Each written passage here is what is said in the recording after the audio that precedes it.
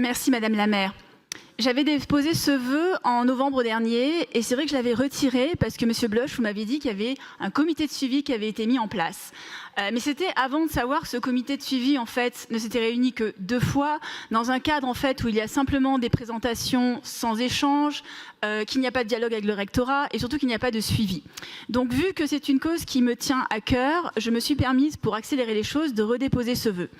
Et je voulais vous dire, je l'avais précisé la dernière fois, que je ne voulais pas réouvrir le débat de fond sur Affelnet et sur l'utilisation d'indice IPS, l'indice de position sociale.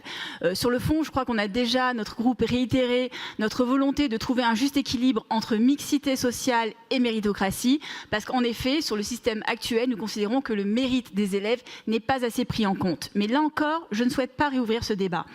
Parce que le point sur lequel je focalise en ce moment, c'est sur le calcul de l'IPS. L'IPS prend un tableau de pondération avec des points qui sont attribués selon les métiers des parents.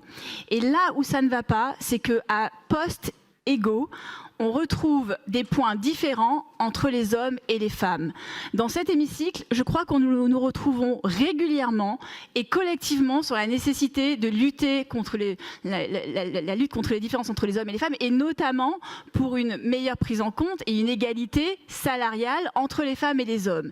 Et là, nous utilisons un indice qui fait tout à fait le contraire. Je vous prendrai que 2 exemples.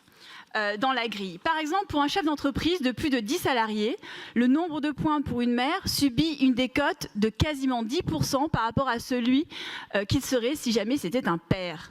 Et pareil, je prends 2 extrêmes, même les chômeurs, entre chômeurs et chômeuses, ils n'ont pas le même nombre de points.